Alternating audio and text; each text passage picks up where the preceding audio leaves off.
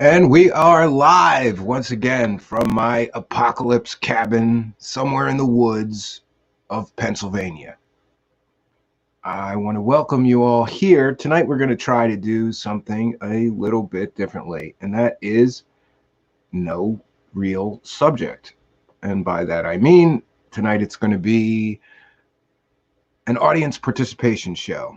So we are going to open the phone lines. Anybody can call in. I'd like people to call me and tell me their strange story. Did you see a UFO? Did you encounter ghosts, demons?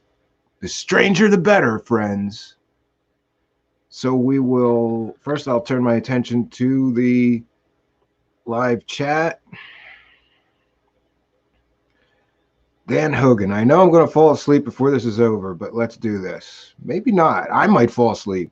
Dan, I have been spreading gravel all day by hand. The last time I had to do this, I got 7 tons of gravel. But my neighbor has a bobcat and he was able to spread it all. This time, his bobcat is broken down. So I'm going to have to spend 2 days doing it by hand.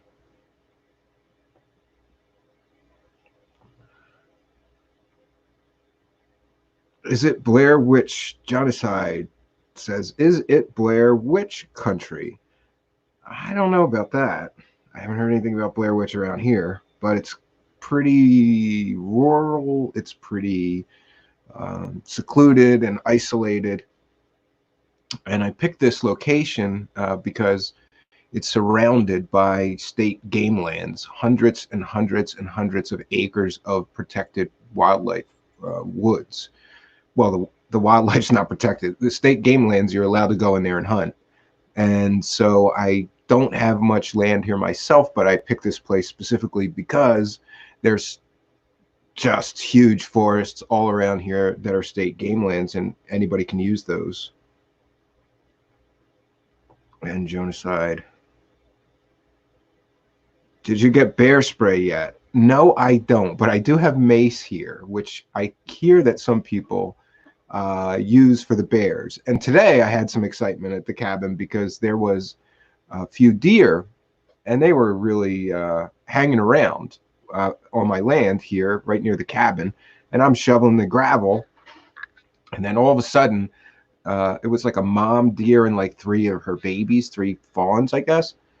All of a sudden these deers booked right by me, and I'm like, what's going on? There was a bear.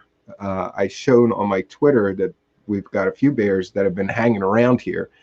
So I went in the cabin and try to, blast some loud music. That's what I've been doing. And then the bear kind of gets spooked off when he hears the loud music. I'm going to be doing something, though, because I have children here, and that the fact that a bear just walks right onto your yard is a little nerve-wracking to me if you have small children, especially. So they sell some things that you can use, like there is I think it's like wolf urine that they sell you, and you sprinkle it around your property line and then the bears stay away. I'm not sure if that works, but I have to do something. My wife is like, you got to do something about these bears, Yeah. I missed the end of the show last night. Is Sarah Adams going to come on next week? Dan Hogan, yes, she is. We're trying to work that out. And yesterday was interesting because a lot of people, I don't know, I got a lot of messages today.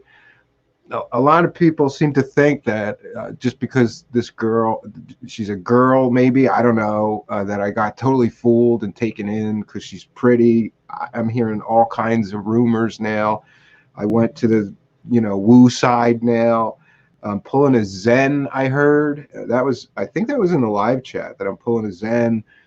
I don't know what show anybody else was watching. I was trying to tell about my actual experience, and I have to say, friends, just keep watching because there is a reason that I'm doing that case, which we're calling the strange case of Sarah Adams, in multiple parts. There's a reason I'm doing it in multiple parts, friends. So just stay tuned. Don't make assumptions and don't, overreact based on what happened last night. Because today I was spreading gravel all day since like 8 a.m. today. I got done at like 9 p.m. So I had plenty of time to think today about a lot of things, but about the strange case of Sarah Adams and how I'm going to approach the interview with her. If people think she's just going to come on here and I'm going to go, I totally believe you, Sarah, I'm a believer, and give her a softball interview, then you don't know me. And, I would think that after years of doing this kind of stuff, that people would have a little more trust in me. But it is what it is. What's the highest strangeness you've experienced, Stephen? I told a story of that I saw a UFO when I was like 10 years old in the woods. And I think it's called Encounter in the Woods. It's a Midnight Hour show episode. If you want to hear this big, this whole story, that was the strangest thing I ever encountered. A bunch of animals in the woods came running at me, like every animal, like deer, beavers, squirrels, and then overhead comes this typical metal ovular flying saucer, and I felt electrical charge in the air. And it wasn't, there was a big clearing. It was like, it was just turning to darkness from day. What do you call that? Twilight, maybe? So, I mean, I got a good look at this thing, and it was only right above the treetops, like 30, 40 feet above me. And that was the most surreal thing, the most high strangeness thing that ever happened to me. And that's probably what got me going down all these rabbit holes. I want to know what I saw back then. I carry bear mace in the city. Saved me once. From a bear, Super V, or from an actual human predator? I ran into a black bear while hunting. It was awesome. I grew up in the city. I spent my whole childhood, though, with my father. He was like so into camping. So we camped a lot, but I don't remember that we ever encountered a bear, ever. And we camped all the time. My father was like the scoutmaster, and we camped all the time. Never saw a bear in the woods. So when I came here, I was a little intimidated, but I'm starting to get more comfortable with them. It's just kind of like, it's just something that you deal with out here. Like, there's going to be bears, and there's only three animals, I say this, that really scare me or concern me here, and that's mountain lions, the bears, and we don't have wolves here, but we have wolves that a game warden here told me that they're most likely wolf coyote hybrids because they're much, much bigger than a normal coyote. A couple of different game wardens have mentioned to me the size of these coyotes. They have to be interbred with either dogs or something, because there's a huge population of them out here, and you can hear them howling at night. So that's a little concerning. Sometimes you're sitting out by the fire and you hear they all start howling, and it'll sound like 10 of them, Okay, let's see. Was Sarah upset by the live chat comments? This girl is a mystery to me, because maybe it's just me. Maybe she has no ego, or maybe she's just very comfortable with a lot of things. But she told me, "Oh, I don't watch any content." And I said, because I said, people were saying this in the chat, and people were saying that. Maybe you want to watch it and get a sense of the audience and what the audience thought. And she said, "Oh, even when I was on Gaia, I never watched myself. Or if somebody does a show, and I'm in it, I don't ever watch it. So I don't know what to think. She just didn't want to see it, or didn't care to see it. I don't know." And honestly, I can't blame her, because I guess she's doing a lot of things, and maybe she just doesn't have time. But I would think that if somebody's doing a whole show about you, you would watch it. Seems strange to me that she had very little interest. Hi, Super V. Jonaside. Norm Ha. Night Guard will help with bears. Norm Ha, I don't know what Night Guard is, but I will look that up. Jan, and then we have Out of Mind is here. Out of Mind. Hi, Dan. Super V. Guy tried to reach in a car and grabbed my steering wheel. Whoa, that's pretty scary. I almost got carjacked once, but it it was kind of like a weird situation. Like I pulled up and I was in Southwest Philadelphia. Ask anybody from Philadelphia. You don't want to be in Southwest Philadelphia at night, especially if you're a white boy.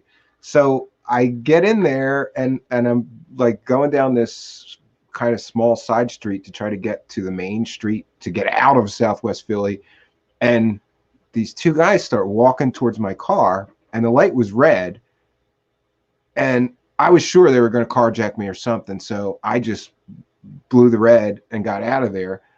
And then the funny thing is, a cop pulls me over 2 minutes later and gives me a ticket for running that red light. I told him what happened. I told him I was scared. Didn't matter. Welcome to Philadelphia.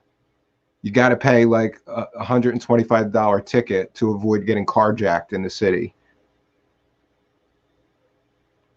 Lots of people let their wolf hybrid dogs into the wild when they get old enough to jump 10 feet. Yeah, I've heard that, Super V. And that's what Game Warden told me, that it might have been wolves or it might have been wolf dog hybrids. But all the coyotes around here are way too big. A normal coyote is like, I don't know, a little bigger than a fox, I guess, or like a, you know, medium sized dog, maybe. I don't know. I'm trying to think of a dog breed. They're like the size of a cocker spaniel, maybe, usually. And these dogs are the size of like big. They're like, you know, like a Rottweiler size or something like that. They are big coyotes, and they concern me, but they always keep their distance. They've never been on my land. They've been around it. My dad took me hunting a lot. Jonaside. My dad took me hunting a lot. I saw the bear and took the rifle off safety and told him to turn around and go back and load it, and looked at me, then did.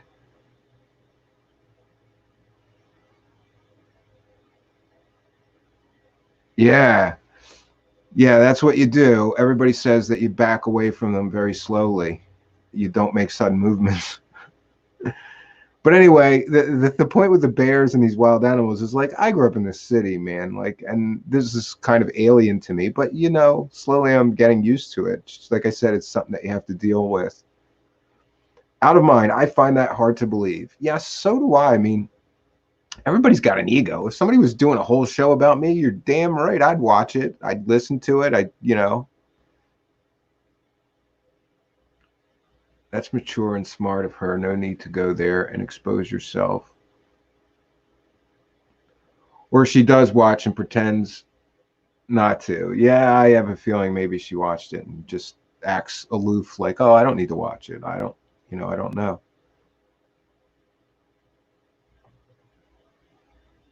People sell wolf hybrids for $600 to $1,000 and they end up in the wild or put down. It's funny that you mentioned this because this Sarah Adams told me that she was dog sitting for a wolf hybrid. That's a weird synchronicity. And that was a few days ago when I talked to her. She told me that she was wolf sitting, which I thought, well, that's odd. Coyote Coyote ate about 40 to 60 in the area. Genocide, they ate what? Oh, coyote are about 40 to 60 pounds. Okay. Yeah, these are bigger than that. They got to be bigger than that. I have only been close to them a few times. You know what I forgot to do? This is supposed to be open phone line night, and I did not play the phone line open bumper. So we're going to do that now. And once again, if you want to call in, tell me your strange or crazy story, whatever it's about, or you have any questions for me, it's Ask Me Anything night. You can call in and ask me anything. And I mean anything. It doesn't have to be about paranormal topics or any of that kind of stuff, conspiracy land stuff. You can ask me anything you like. That's kind of the point of AMA. It's okay. So we're gonna open the phone lines, folks, and you can call in anytime you like and be a part of the show. Here we go.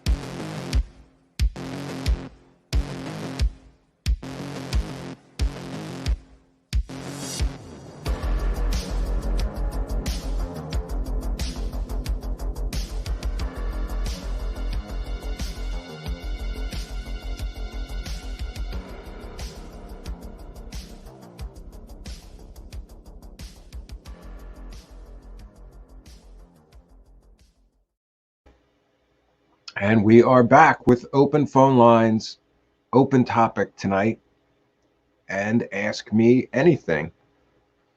We'll go back to the live chat. Oh, we did that one already. Sorry, I'm high AF. And you decide to come here. That's interesting. Dan Hogan. Have you felt any weird body sensations, feelings since you had that chat with Sarah? Well, it's interesting because yesterday after the show, she called me and did another session, but I have to save that, the story of that, because I'm afraid that I will spill the beans before the interview. So please have some patience, and I will tell the story of the second, what do you call that, session I got, where she worked on my energy and chakras and auras again. And all I can tell you is it was a much different experience this time, having the benefit of maybe a better understanding of what it is that she's doing. Jeanette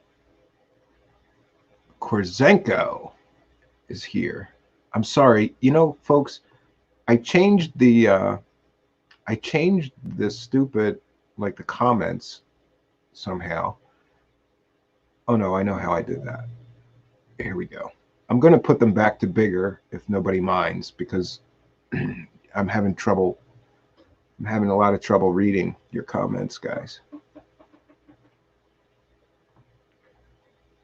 Dan Hogan. Hey, Jeanette. Yeah, so let me check real quick on the Facebook. I just want to check to make sure that it's going.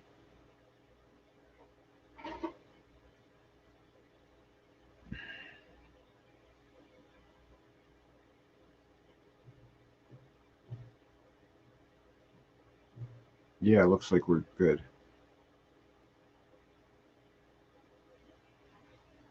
Norm Ha, Night Guard will help with the bears.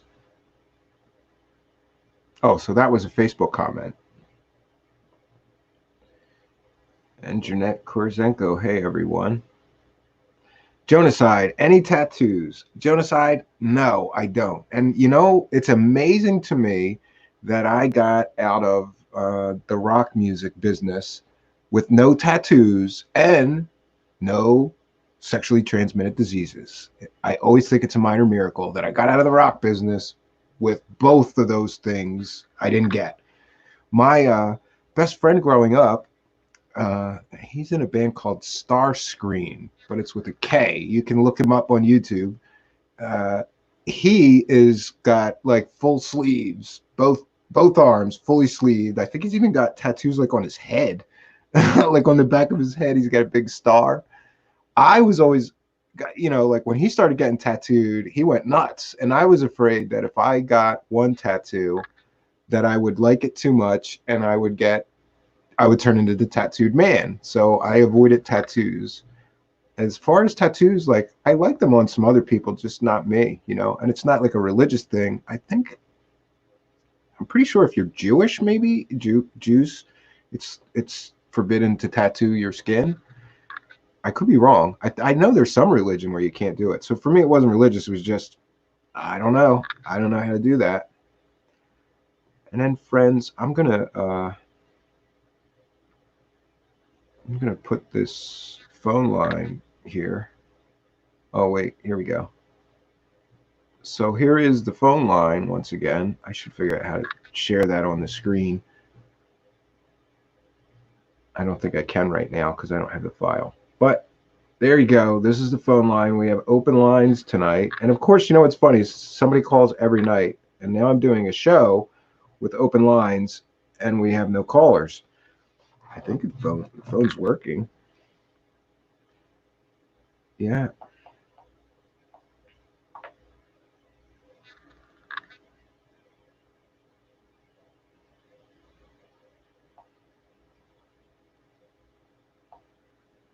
Yeah, it looks like phone's on. So if you guys want to call in, This is the number. You can call 267-482-0612 and become part of the show. Let me get that off of there. Otherwise, we'll just take questions from the chat or comments from the chat. I think, here we go. Just tattoos, thankfully, and 2 sleeves and a couple on my legs. Yeah, genocide. A lot of people have a lot. You know, really, I have a friend who uses that as a name. Okay, there is an Philip Blair. Then it is Jews, right? Philip Blair. There is an Old Testament prohibition on tattoos.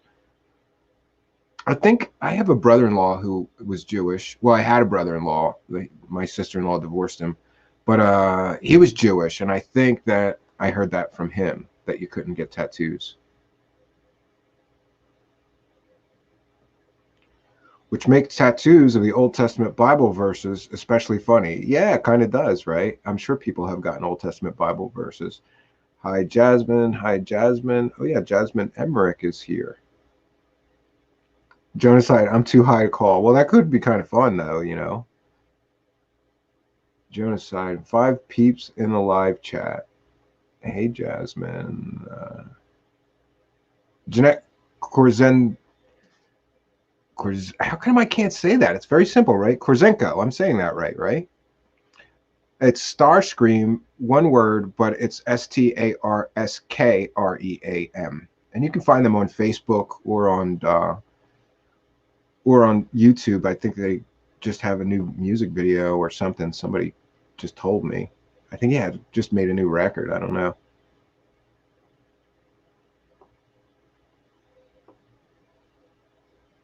Aloha, Jasmine Emmerich.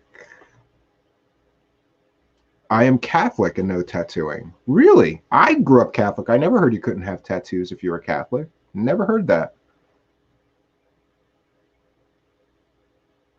Dan Hogan.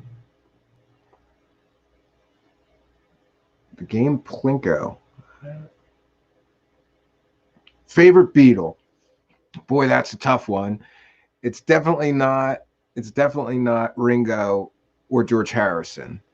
I really like John Lennon. I think I would say John Lennon.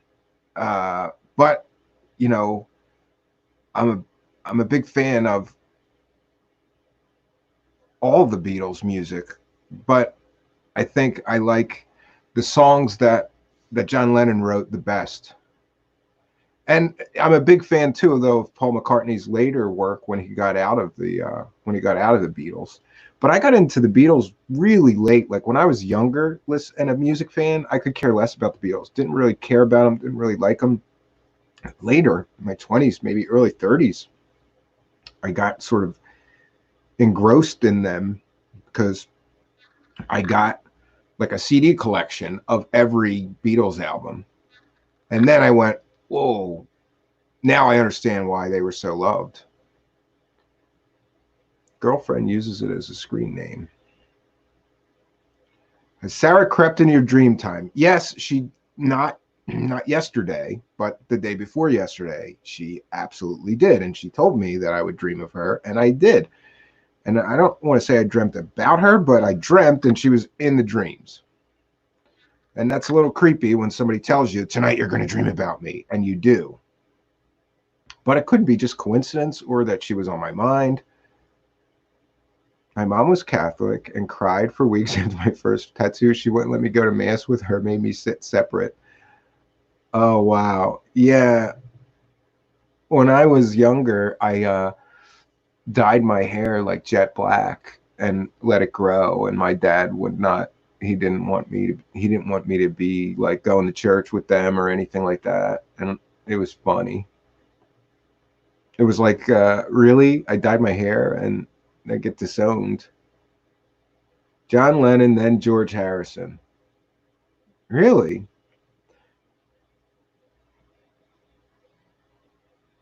Oh my goodness. Super V Funcat says she left me an envelope of cash after she passed away and asked me to use it to remove my tattoos. My gosh. Yeah, I think I haven't really seen your tattoos much, Super V, but you're like mysterious. I don't know you on Facebook. At least I don't think so. And so I've only seen these little tiny pictures of your profile. And I think I saw you in a picture on Twitter where you were in a what was that, like a beauty salon, maybe getting your hair dyed purple or something like that.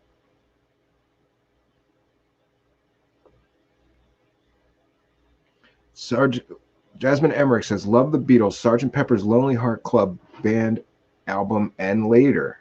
Yeah, and Dan Hogan is here. Dan, isn't it you that I talked to about doing a show on EVP and ghost hunting, and you were going to send me some EVPs?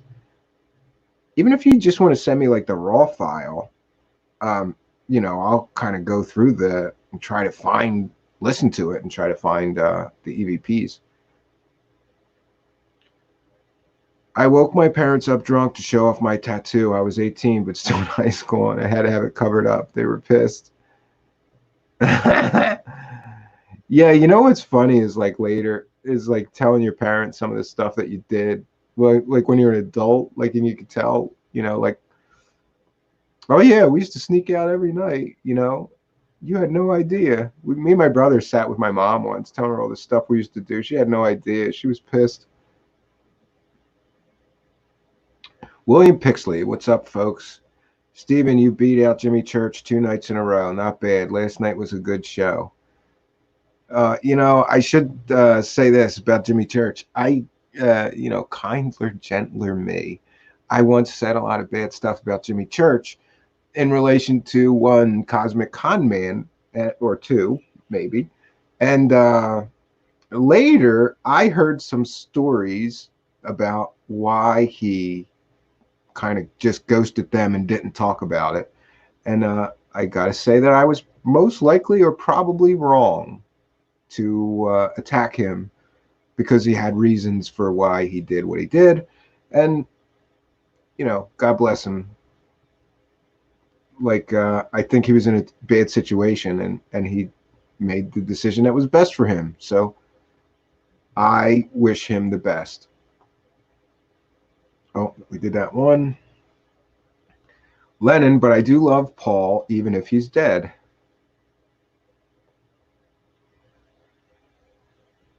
Oh, the dead. Yeah, there's a guy. Isn't there like a guy who has an entire YouTube channel devoted to the Paul is dead or Paul died in 1967 conspiracy?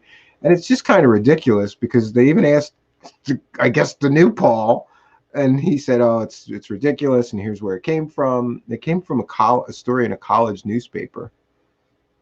Philip Blair, I'm not even on Facebook. Yeah, sometimes I wish I wasn't. So the question is, did you at Super V Funcat?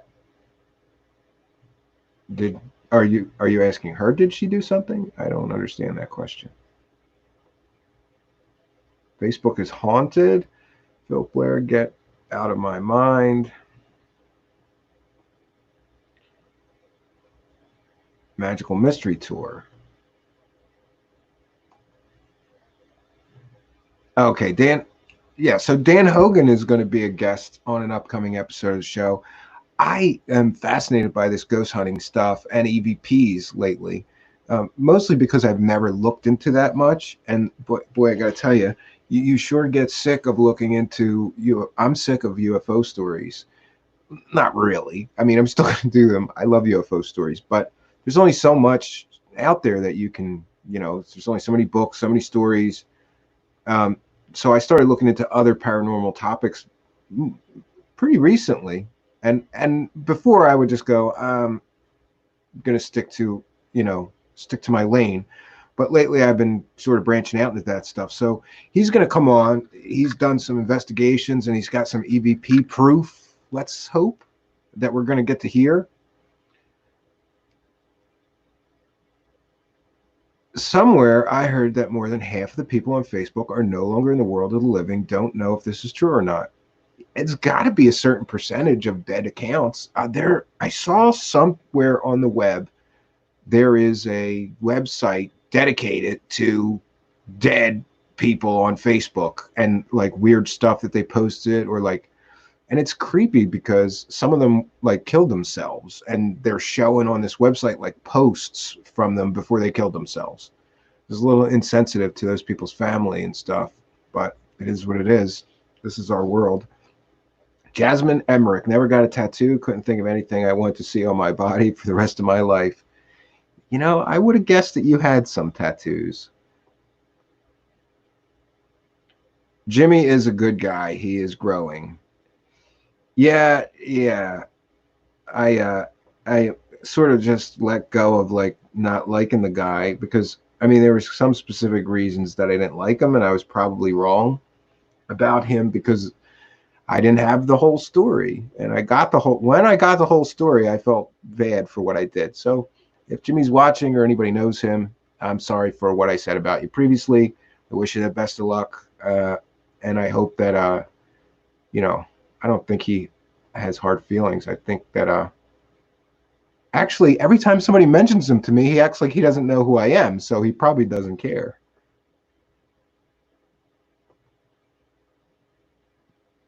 A1, I swear. Jonaside, in my early 20s, I told my mom I smoked weed, the marijuana, just in case I got busted. So she went totally freak out. Never did get caught, and it's legal now. Yeah, Jonaside, it's only legal for some people in some states, though. And I'm in the state of Pennsylvania, and you need a medical card. But when they first did the medical marijuana, it was really difficult to get a card. You had to really, you know, you had to like have cancer or something, and the doctors were real strict with who they were giving the cards to. But I think as time goes on, so I've heard you can pretty much go to the doctor and there's a bunch of, you know, it turned into a cottage industry of these doctors that could just rubber stamp your marijuana medical card, and so it's a lot easier to get it now. Out of mine, I have more now. My arms are clean. Years later in Japan, I couldn't do the hot springs because of it. Associated with Yakuza, apparently. Coincidence, my tats are in a Yakuza formation. Do you got a dragon on your back, Super V? Like across your whole back? That's what the Yakuza do. They put like I think it's a dragon across their entire back.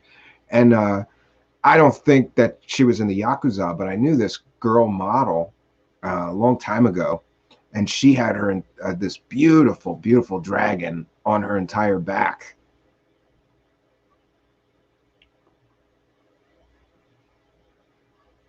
I really am, you know my secret. Okay. My internet isn't loading the video. Stina Maria is here. Shout out to Stina Maria. She finally made it here. Imagine that. I'm going to put this phone line number up again. Because leave it to me to have an open phone line show and nobody calls in. And meanwhile, I think it was Brandon Young. He keeps leaving me voicemails.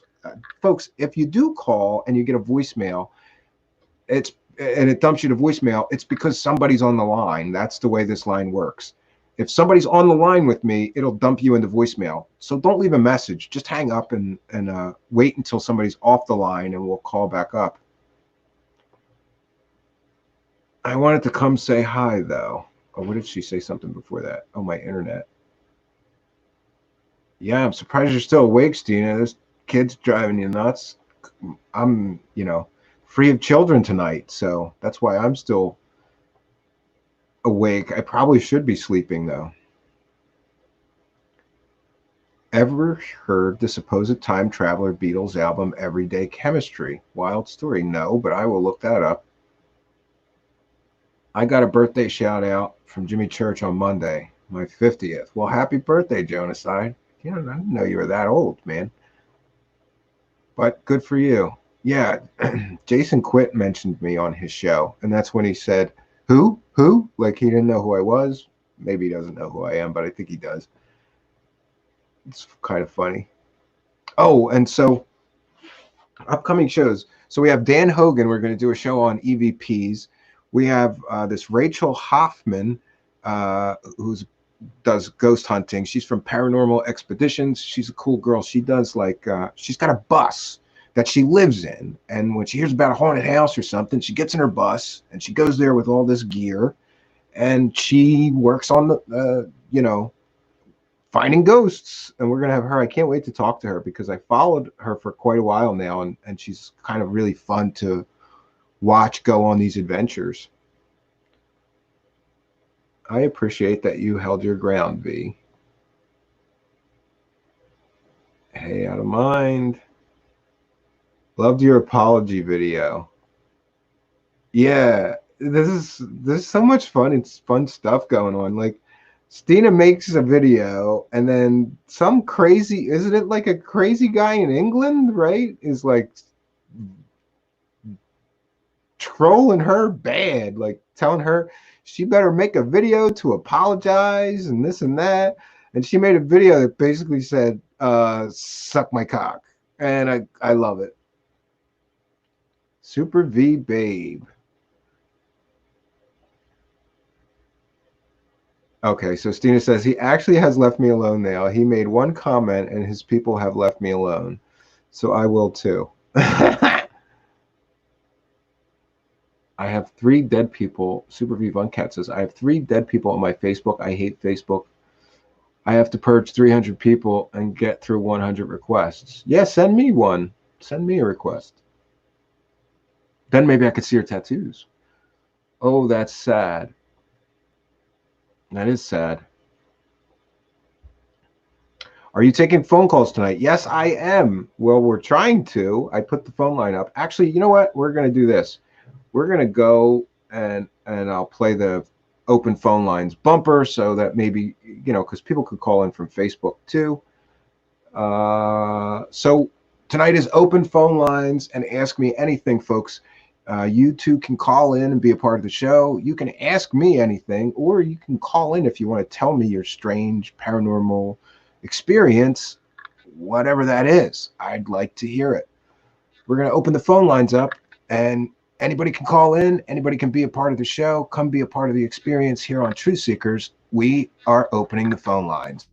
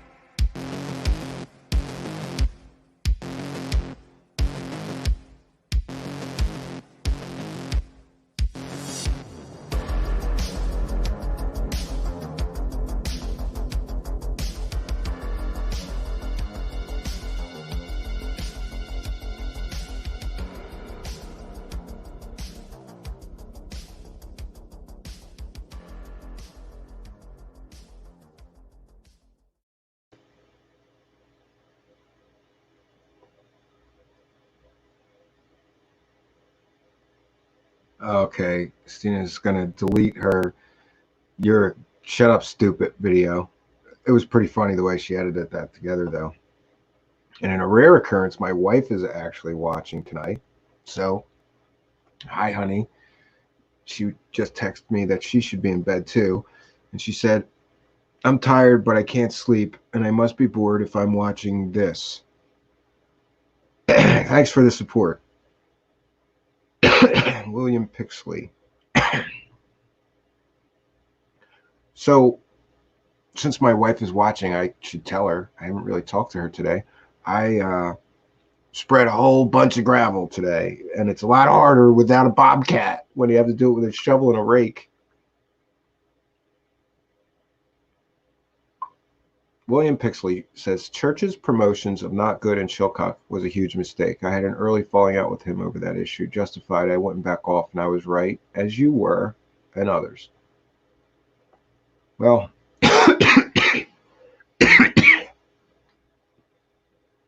honestly, I don't know if I was right. Yeah, my wife says always showing the love.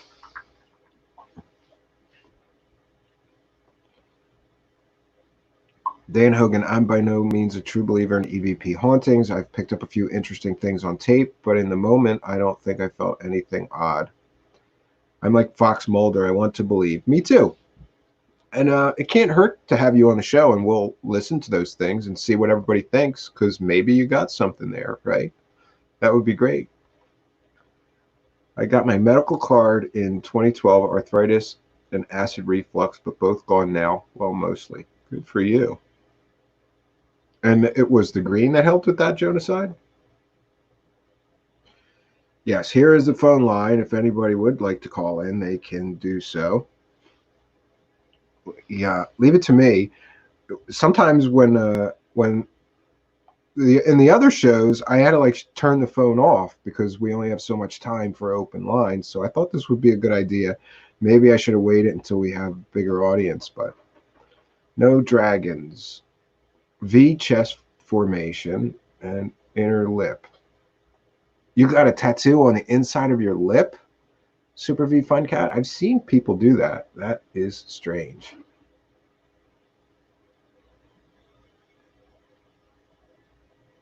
Trying to get your house presentable.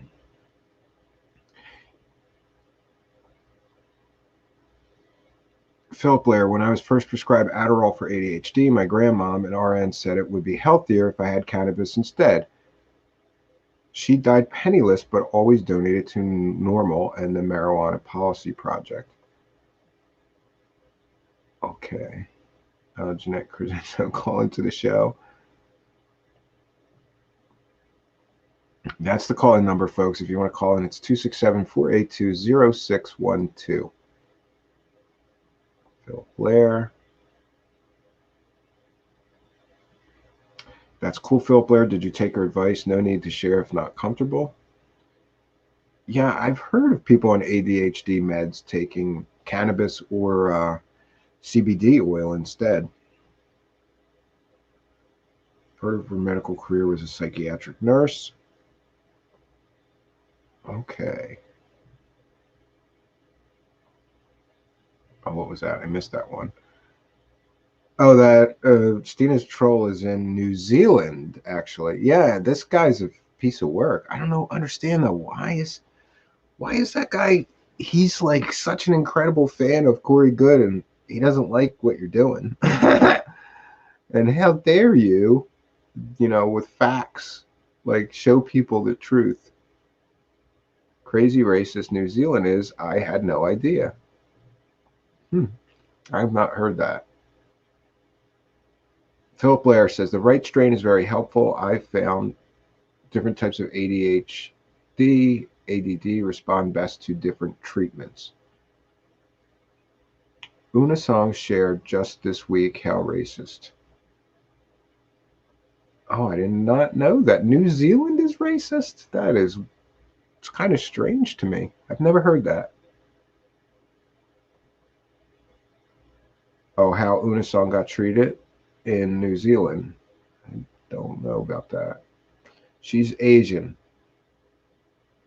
My other friend is half black. Two people same week said they were treated poorly in New Zealand. Well, I don't know that you can say the whole country is racist. Me neither, dude. It dawned on me partially through his rant, though, that he doesn't even realize it and he thinks he isn't, but the stuff he said speaks for itself. Yeah, I saw some of that. Like, Anytime somebody's going to get on YouTube and talk about race that way, I mean, that's kind of stupid to be publicly doing that. You could lose jobs. You could, you know, what's anybody's favorite cryptid creature? I like the Wendigo lately. I think my new favorite cryptid creature is the hairy man of Alaska because it's like the king of the Sasquatch monsters. It's 15 foot tall and it murders people and rips their arms and legs off. And there's also a story that it ripped a corpse, or I guess killed somebody, and then ripped them in half at the waist. So that's my, not that I would want to meet one, but that's my favorite cryptid. Mrs. Cambion. Yeah, I never bug my wife. Like, I didn't think she ever listened to any of my radio shows. I don't think she ever, and like when I write music, I don't really play it for her. She didn't, because it's just, I do too many things and she can't keep up. So I try to not bother her.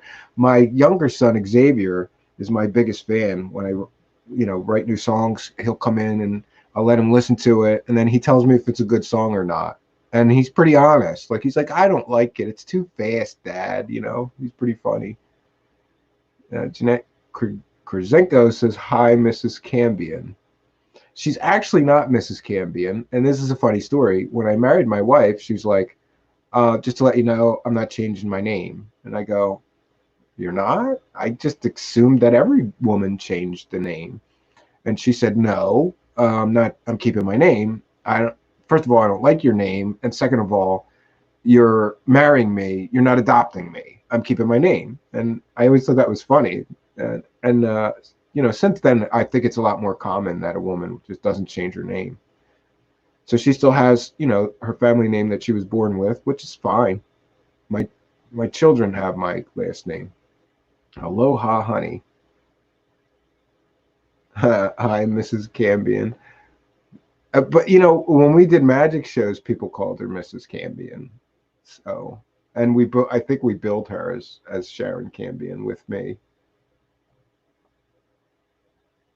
Aloha, love for Mulder.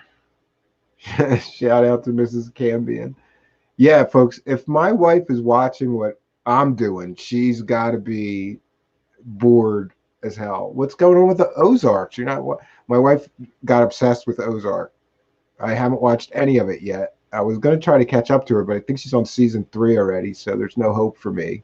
And I keep coming in and I watch a few minutes of it with her, and then I go, wow, this seems really good, but I don't want to ruin the binge, so I have to get up and leave. Right? There's the number. Where's Brandon Young when you need him? He's been trying to call in every show. He left me voicemails. Come on, Brandon Young. Wendigo is not my favorite. Scary AF. Yeah, Wendigos are scary. Absolutely scary. Amen, Jonaside.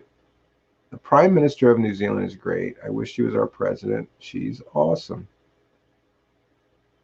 Hi from the Rudolph.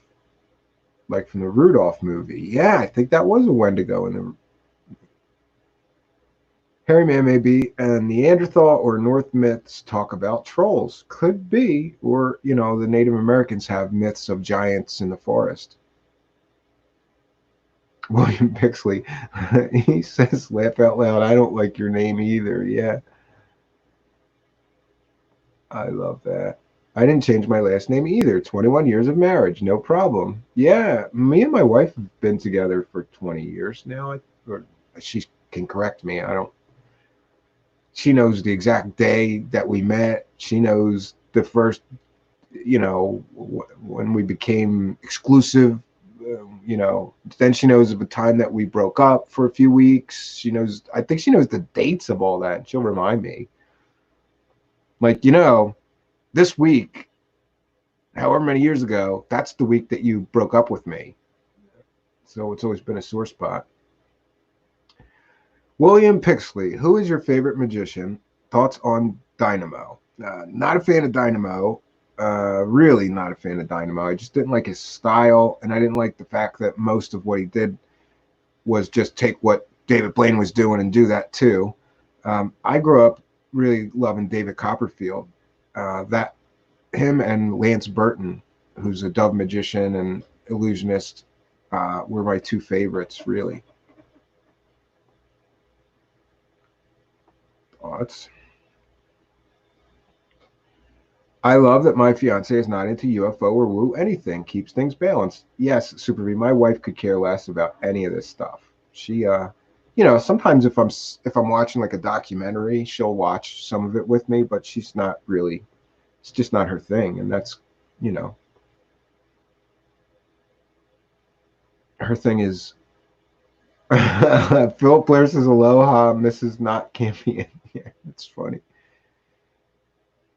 Justina Maria, you're adopting me. Yeah. Yeah, and I think that my wife thought that we would have that I would have a problem with that because she came at me like, "Listen, we have to talk about this. I just want you to know I'm not changing my name."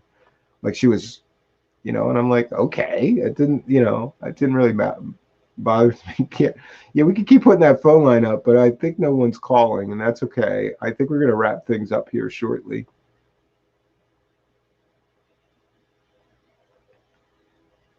Oh, I like your name, Fine Man was quoting your wife. Yeah. I got work early. I bid you lovely people a good night and much love. Yeah. All right. Good night, Genocide. It's good to see you here. Does your wife have any good ghost stories, Bigfoot, UFO stories, etc.? No, but my wife did have, her mother told me that she had the gift. And I'm like, the gift? Yeah, she could see the future and things. And apparently when she was a child, she talked to angels and things and dead people. And then her father was in a fire and she said, Mommy, Daddy's going to burn. He's in a fire. And at the time, her mother didn't know anything about her father being in a fire. And he came home from work. Sure enough, he was in a fire. Says the Google subscriber is not available. That is weird. No wonder we're not getting calls. Thanks, Dan Hogan. I'm going to have to check on why that is then. That kind of kills your open lines. Call in now when the phone line doesn't work.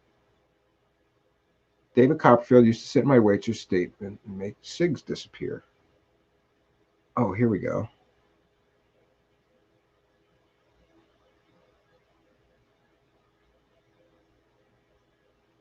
Yeah, that's so weird.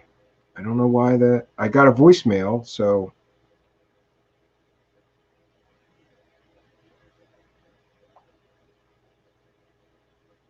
It's Bizarro Land.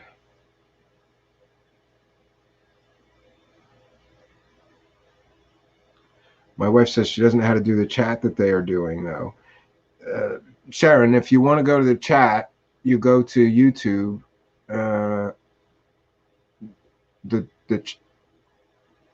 click on the link on my Facebook page. I give it, and then you could come into the chat if you wanted to do that. She says she only remembers marriage and a few other dates too, but I don't believe her.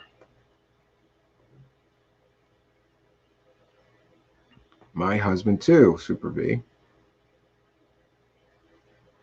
I'm not into UFOs either. Oh, there's also two things.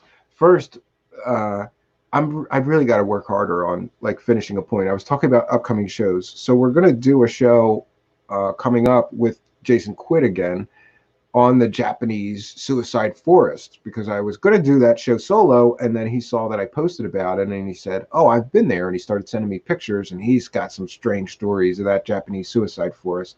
So he's coming on as well. We have this Sarah Adams, The Strange Case of Sarah Adams, Part 2, coming up with her interview. And if anybody has any questions they want me to ask her, you could DM me on Twitter or email me. Peace out, Jonaside. Take care, Jonaside. Like the Sixth Sense. Yeah. Honestly, I kind of think my wife is psychic anyway because she knows everything I do. Like, it's impossible to hide something from her or to, keep a secret from her, which is a little bizarre, but, she just knows everything. I can't.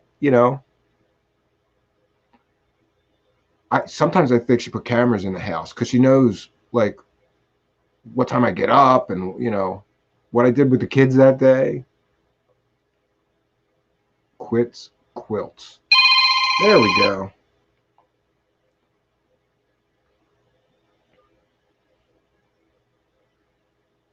Oh, hello, this is Steven, and you're on Truth Seekers. Who are you and where are you calling from? Hello? Uh, hello?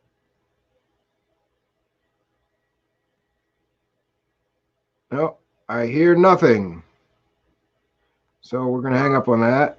We're just not having any luck with this phone line tonight, folks. It is ringing if people are going to call. Sorry about that. Whoever just called in, I heard nothing when you called. So, friends, I think we're going to just wrap things up here.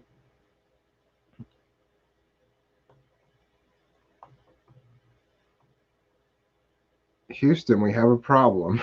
Yeah. Yeah. William Pixley, I think Dynamo's stuff is pretty cool. Blows my mind anyway. Yeah, I haven't seen very much of him. That could be the problem too. He's very popular in England, but they don't, unless you're a huge fan of Magic and you go looking for those videos like on YouTube, you don't really get much Dynamo in the United States. It's David Blaine here, and I guess Chris Angel, who I'm not a fan of at all.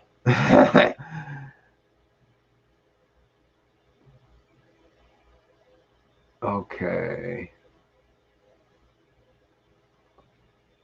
Oh, and so there's one other point that I can make before we wrap things up here, and that is I got a couple of messages today from people who previously sent me very constructive criticism, like the music was too loud, the lights were squeaky, the scene you're setting everything too dark, and we can't see you enough. And yesterday I said something about like it's a live show, and these things are going to happen. You're getting this new show, Truth Seekers, warts and all. That's my concept now because it's a live show and things happen. So people sent me messages like apologizing for. I wasn't complaining that people were sending me, messages. I was just saying that everything's live. So like tonight, the phone barely worked. Somebody called in and it didn't work. These things are just going to happen when we're doing a live show. The music may be too loud. Look, that's ugly back there. You can't see. I don't know what that's about. Oh, there we go. It's supposed to be an animation. You know, I want the constructive criticism, especially constructive criticism. So sure, send me those messages if something is off, and I'm going to do my best to try to fix these little problems. But it's a live show, so we're gonna do it warts and all, and that's the way you guys are going to get it. 0 to 2 calling in. At least it rang on your end though this time. You know what, Dan Hogan? If you really want to call, I can DM you on Twitter my actual phone line and maybe my actual phone number. But you know what? It's okay. We'll just take stuff from the live chat and we'll be wrapping things up here. Jasmine Emmerich, you were working out the kinks. That's fine. Yeah, and tonight I was gonna have this new backdrop I got that's like a cool space scene, but I this is just the stuff that happens. I'm like, yeah, last night I threw all this stuff from the car in there and I was like, I only got 30 minutes before the show and I had to hurry up. And tonight I had a little more time, so I set up this backdrop, but what I didn't realize is, these cool backdrops that you get on Amazon, they come all folded up, so it's all got folds in it and it looks terrible. So I have to find a hair dryer or something to get rid of that, and then we'll have a new backdrop for here. Or I might just keep using the cabin. I worked pretty hard on those walls. The atmospherics don't matter. What matters is the content. William Pixley, I agree with you. Absolutely. I like it. What did you think about this DoD Tic Tac disclosure going on in public right now? I think There's been two stories which I think are being blown way out of proportion and are not important at all. The first story is that the senators are demanding, that they be given information on the UAP programs or the UFO programs and the threats. Are these Russian drones? Or it's not a big story. Senators have oftentimes demanded that they be given this information or briefed or whatever. And even when they do get the information, sometimes it doesn't trickle down into the out to the actual people because it's classified information, or oh, those were top secret projects we're testing. So I mean, was Marco Rubio can demand to be briefed all he wants. First of all, if there's projects that are need to know, even the president can be denied access. Sorry, you don't have a need to know. So a senator can certainly be denied access to. This is the thing. These black projects operate with no congressional oversight, with trillions of dollars. And yes, they can keep senators out of the knowledge of those things unless they have a need to know. And if a senator is saying, I want to be briefed, and they go, you don't have a need to know, that's it. And the Tic Tac, I think this Tic Tac video is in fact, I'm sure of it. The Tic Tac video is an exotic propulsion drone. That's what it is. Well, this is my theory. I don't know for a fact that's what it is. I believe it is a next generation drone that is being tested off. I believe there's a base right off the California coast. It's being tested from there, and that's where one of those was seen by these Navy pilots off the coast of California. Call me Pix, my man. Okay, Pix. That's pretty good, actually. I like that. Phil Blair, indeed. And then we have William Pixley. The powers above ain't getting shit for information. Presidents, indeed, are not getting read in. This is a huge problem. Secret space program UAPs are real. I agree with you, William Pixley. Pix. I agree with you, Pix. And I have a theory on all of this stuff, and that is that it's called the dark playground hypothesis. And that is there's a dark playground with super advanced technology that only the very rich, elite, and powerful get access to. And the rest of us aren't allowed in that playground. I spent years chasing lights in the sky and UFOs and alien stories. I never, ever found definitive proof that any UFO is an alien spacecraft. Never. In all the stories, all the books that I've read, there is no definitive proof. There's tantalizing, maybe this is true, but most of the time, it's just a huge rabbit hole. You never get to the end of it. You never find the alien at the bottom of that rabbit hole. But you sure find out about the government pretending things are aliens so that they can test top secret drones or stealth aircraft. The U.S. government encourages and funds people to go into UFO conferences and spread disinformation. They like it. Muddies the water. Those aren't top secret drones designed to kill people or surveil the American public that everybody is seeing. Those are aliens, bro. It's a smokescreen so that they can continue to do their work on these super advanced propulsion systems. I mean, the former CEO of Lockheed Martin said there are things in the desert that would make George Lucas jealous. That's crazy. Until shown something different, I'm in agreement with your UAP assessment summary. You know what, Jasmine? Miss Emmerich, I just at the end of the Midnight Hour show got to that. I said, I've talked to the world's experts on UFOs. I've talked to people that claim to see alien bodies. All of this stuff, I've never gotten to the proof. But I can show proof that the U.S. government intentionally misleads people into believing that drones being tested are alien spacecraft. There's proof of that. It's the Benowitz case. And other proof that they intentionally inject false, misleading information about aliens and alien spacecraft into the public, into the UFO field, to muddy the waters and hide what they're really doing, which is top secret top secret government projects designed for war or surveillance of the American public. You know, a lot of people, the Phoenix Lights, I believe that was a stealth blimp that was having trouble. And there's ample and supportive evidence that that may exactly be what it was, because that so-called alien spacecraft traveled right down a highway, right down a highway. It followed the whole length of a highway. Folks, an alien spacecraft's not going to go, gee, we're on this new planet, we're lost, we can't really navigate, let's follow this highway. Ask any pilot, especially if an airplane is in trouble or they're having engine trouble, they follow highways. Human craft do, not alien spacecraft. Interesting. I like the dark playground theory. Thank you, Stephen. Yeah, I want to write a book, Super V, but I I got started and realized how hard that would be. I was very excited. I'm going to write this book. I talked about it on the Midnight Hour show. I'm going to write a book about this theory. And then I started it and go, wow, this amount of research to make this real is not, is just, I don't have the time. I'm going to try to set some goals to make that happen, though. Like, just do 10 pages a week. Just do 10 pages a week.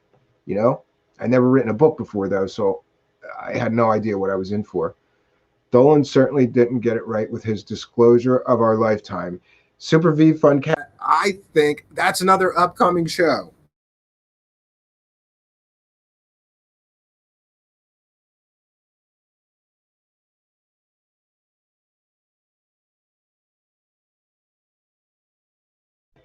Oh, there we go. Sorry, folks. I lost sound there. Super V Fun Cat, that's another upcoming show. I,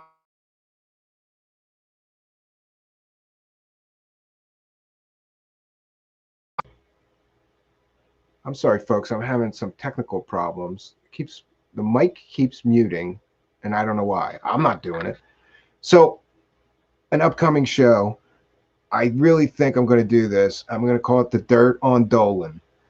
There's a lot of dirt on Richard Dolan. I grew up loving that guy, respecting that guy. I thought he was a serious researcher that I could trust, somebody I could look up to, be inspired by, and maybe he was for a time, but he isn't anymore. This Wilson Documents was a joke, and for him to clickbait it up and do everything he can to try to get eyes on that story is bullshit.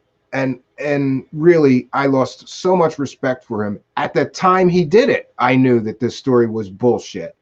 And now we have the confirmation that that story was bullshit. But you can't convince some people. The true believers come out and they say, well, of course he's going to lie. In the document, it even said that if he gets asked about this, he'll deny it. John Greenwald from the Black Vault did some amazing work analyzing the Wilson documents and showing that they're written exactly like a screenplay, not like notes from a secret meeting between two government insiders into UFOs. Dolan disappointed me on that.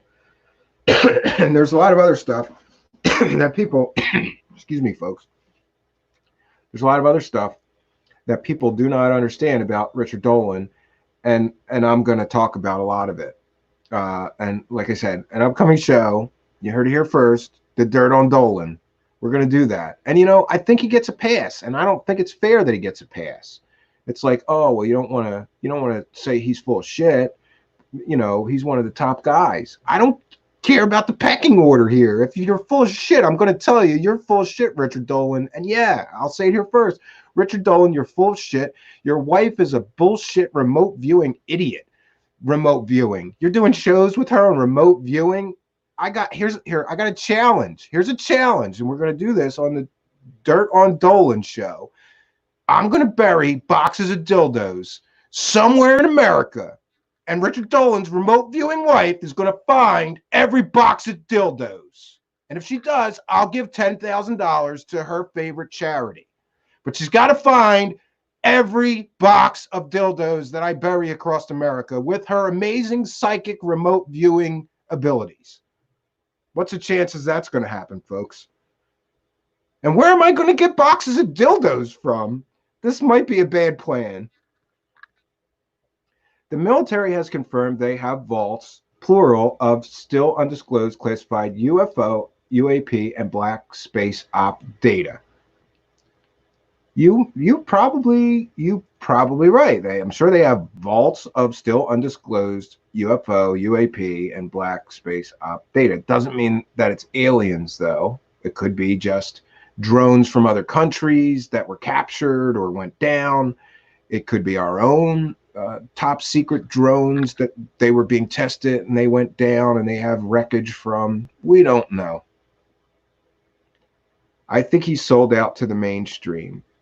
Carol Utley says, I think he sold out to the mainstream, referencing Richard Dolan. I think that he sold out and just is not a trustworthy source anymore. Where he used to be, like, if he said something, you knew that it was probably factually correct, probably well researched and true. Now, when he talks, I don't even listen anymore. Once in a while I try to catch up with his channel. He's under the gun. Content. I need content, It's also a big supporter. Richard Dolan is a big supporter of the Bob Lazar story now. Listen, there's no S4. There's just been airplane flights over Papoose Lake that confirm there's no hangar doors. Bob Lazar, Richard Dolan, and 3 names. Richard Dolan is great friends with Jeremy Corbell. That's why he's supporting the Bob Lazar story, because his buddies made the documentary. It's all a big club, and you ain't in it. Dolan equals bullshit. Can I quote you on that? Yes. And I'd like everybody to tweet to Richard Dolan about my box of dildos challenge for his remote viewing wife. I don't have any boxes of dildos, Richard Dolan, but when I get some boxes of dildos, we're going to do the Richard Dolan wife. Jesus, her name Tracy, I think, right? We're going to do the box of dildo challenge for your remote viewing wife. And if she really has superpowers and can remote view things, she'll be able to find those boxes of dildos. Wouldn't she be able to do that, Richard Dolan? Your wife's a remote viewer. Crazy. I look forward to that show. I will contribute. I think you misread the Wilson docs and Dolan on this issue. We can agree to disagree, Mr. Pixley, but when the admiral involved in those documents comes out and says, this never happened, I trust that admiral. That guy he doesn't have a reason to lie about that. There was no classified information or anything he would get in trouble for in those documents. If they were real, he could have just said, yeah, we had a meeting and these are the minutes from it. He never got to the information that he was supposedly looking for, or telling this doctor that he was looking for and being denied. He never got to the information, so there's no reason for him to lie. Truthseekers, outline big topics you want to cover in your book, then jot down your thoughts on note cards. Then you think they're covered, everything, arrange the note cards, Wheels first draft. That is excellent advice. And somebody else told me to do an outline. I think it was Walter Bosley, and I still haven't gotten to. I'm going to do that. If I do an outline, or at least numbers in like chapter 1, chapter 2, chapter 3, maybe that would help. And then I can break. I find that when you have a really huge project to do, if you break it up into much smaller tasks, you can make progress on it. It doesn't seem so overwhelming. And that's exactly what you're talking about here. I'm gonna copy and paste that here, Miss Emmerich, because I trust your judgment with all the writing that you must do. That's a good way to do it. I don't want to forget that. So I copied and pasted that in a notepad. Gregory Ovens Farmer finally joining. We have a Facebook comment, and For those that don't know, this is my brother-in-law who actually lives not too far from the cabin here.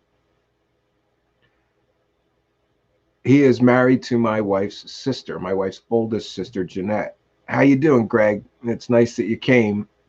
And Greg's very Christian. This is the kind of stuff that happens to me. Like most of my family doesn't know what I do. They didn't really listen to my radio show or whatever. So now I'm doing this show, and my super Christian conservative brother-in-law came to watch my show right when I was talking about a box of dildos that I'm challenging some fake psychic to find. That's great. Great timing, Greg. People get so sensitive and take it so personal if you say these things. Yeah, I agree with you. We want it now. Yeah, I wish I had the notes. If I had the notes, considering, I'm sorry this show went pretty rough in the beginning. I should have had I should have had a backup like topic or something. No one should get a pass. Well, picks. Listen, some people get passes. People think I'm giving this Carol Adams a pass on being, you know, a woo salesperson. I don't. I'm not. I'm not done with that story yet. But I will say this: some people get a pass. Jason Quick gets a pass. Everybody gives him a pass. Everybody that's really rough and tough and hard on these frauds that don't have any evidence, Jason Quick gets a pass. I don't know why Jason Quick gets a pass. Maybe it's because he's too polite. He's so polite and he's Canadian that people just go, but he's a nice guy. He doesn't have any proof, but he's such a nice guy. Let him go. Don't mess with him. He's such a nice guy. And I felt that myself. I try to gotcha him, and he had answers for some of my gotchas, and then I just kind of went, I like him as a person. So, and I think I heard C.W. Channer talk about this. Like, if you become friends with that guy, if I'm friends with him, he's getting a pass. I don't agree. I don't disagree with anything he talks about in his books or any of that stuff. It's just that I don't know that these so-called experiences that he's had and continues to have are real or imagined. There's no proof. There's no way to prove or disprove what he's saying, so I give him a pass. Some people get a pass.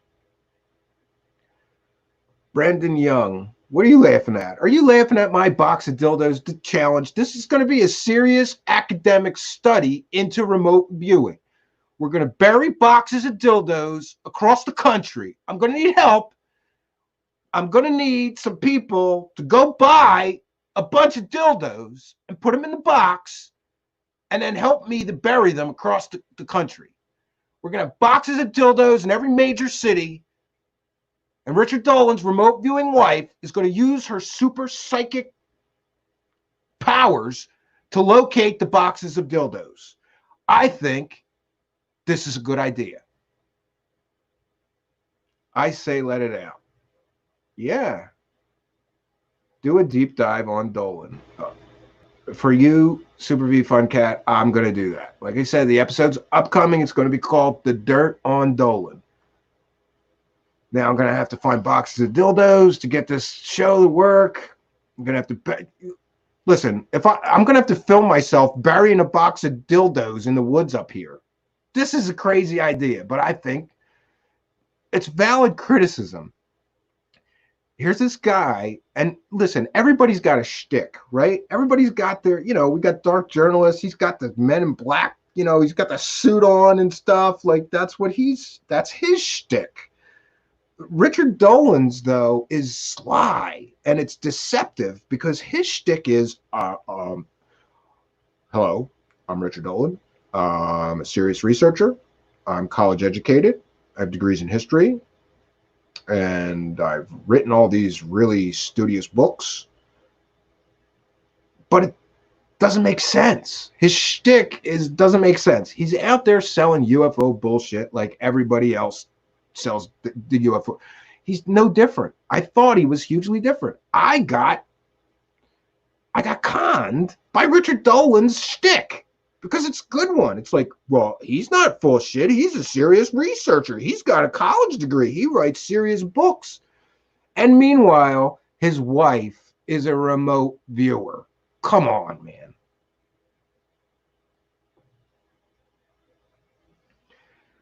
Okay. Oh, I'll definitely watch stuff. I'm 50-50 on him. I have my own thoughts. Get the boxes of dildos from CW. Brandon Young, you made my night. Brandon Young, you get the comment of the night. Now I'm going to have to clip this out and send it to CW Channer. CW Channer, I just want to let you know that Brandon Young told me that you have boxes of dildos, and we're going to need boxes of dildos for Richard Dolan's for my show, The Dirt on Dolan, because we're going to bury boxes of dildos across the country. And Richard Dolan's wife, Tracy, is going to use her super secret psychic powers to locate every box of dildos. Brandon Young has chimed in and said, get the boxes of dildos from CW Channer. CW Channer, I really don't want to buy a lot of dildos. Help a brother out.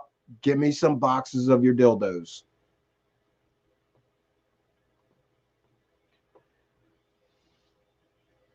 Dildo donation to Steven. Hashtag that shit. Let's start that hashtag. Dildo donation. I need some dildo donations. Yeah, wouldn't that be gross though, Super V Fun Cat? Like people start giving me like used ones and shit. Oh my God. How do we get into this? Right? How did we get into this? The military. The mill has boxes of dildos? I don't know. Do you mean the military, George? Yeah, and listen, I have some family members, and there's some other people watching who may not be familiar with Richard Dolan, but just for the benefit of those, he's like, glasses, kind of college professor beard. I'm very serious, and meanwhile, he sells UFO bullshit like everybody else. He talks about stories that are not true, that he knows are not true. Oh, and here's another one. That's CIA informant. No, this is great. We'll just tease this Dirt on Richard Dolan show then. Richard Dolan did this interview with this guy that was supposed to be a CIA, retired CIA guy. It's supposed to be his deathbed confession. And this is another thing that people don't know. He did that with Jeremy Corbell, the bullshit salesman behind the Bob Lazar documentary on Netflix. That guy's so full of shit, he waddles when he walks. So Richard Dolan and three names, Jeremy Corbell, go and do this thing. And guess who gave them the story? People don't know this. They were given that story and that interview opportunity from Linda Moulton Howe. So they go there and they interview this guy. They call him a CIA, that he was in on all these top secret UFO projects, and he knew about the aliens, and Eisenhower was going to invade Area 51. It's all bullshit. That guy never worked for the CIA. He might have been on his deathbed. Who knows? The guy worked at a supermarket. He's just an old bullshit guy that tells bullshit stories. He's like the guy at the bar that tells you he was a secret agent. That's what that guy was. And Richard Dolan went there and interviewed him and promoted this thing. And four names, Jeremy Corbell, whatever, is going to do a documentary about that guy. Even though people can prove that guy never worked for the CIA, he never worked for the military. It's bullshit, folks. Richard Dolan was involved in that as well. Hey, Carol Utley. Carol Utley is here. Shout out to Carol Utley. Corbell is a tool. Yeah, that I will agree with you on. Absolutely. Jeremy Corbell was given, I wouldn't say I was friends with him. I was acquaintances with him. I gave him a treasure trove of information to prove that Bob Lazar is full of shit. Guess how much of that made it into his documentary? Nothing. And I'm not the only one that did that for him. He knows the story's fake. He's just trying to make money. Same thing that he tried to do with John Lear. Someday, John Lear's going to tell the story about when Jeremy Corbell lived with him and all the shit that went on between John Lear and him. There's a reason, folks. He doesn't live with John Lear anymore. And what's this? I don't know. There's some kind of rumor going around that George Knapp is paying that guy's rent or something. Yes, Super V Fun Cat. The Admiral made the statement calling it a lie after he was retired. He had nothing to hide or reason to lie. I agree with you. Good tip, Jasmine. Any books you recommend on writing? I'm a mess in my work. It's like all over the place. You're probably doing better than me, Super V Fun Cat, and you should definitely, maybe you should ghostwrite that book for me. Oh, I'm sorry, I missed that one. If I can get Rich Dolan to come on your show, are you down for that? Absolutely. I listen, I have an open door policy, especially if I'm going to talk shit or talk trash on anybody. You're allowed to come on my show. You can come in the live chat. You can call the call in line and defend yourself. I'm all for that. He's never going to come on my show. A funny story, when he first got married, I didn't know much about his wife, but everybody was saying, "Who's this woman and why is she all of a sudden up in Richard Dolan's shows and shit and all over, always with him at the conferences?" And so at the time, I was still, he was still on my good side, I guess. And I sent him an email, a couple of emails, like, "Why don't you let your new wife come on my show? And then she can sort of introduce herself to the greater community, and I'll do like a nice interview and people can get to know her." She was too important to come on my little show.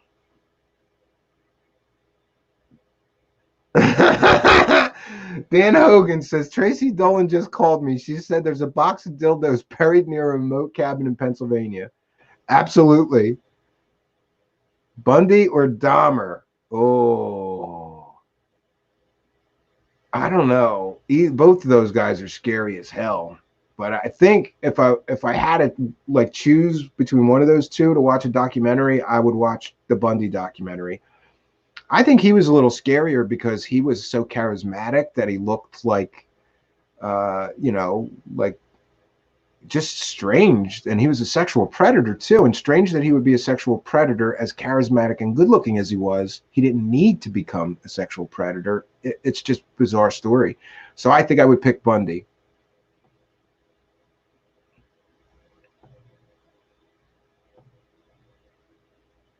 Gacy or Gain?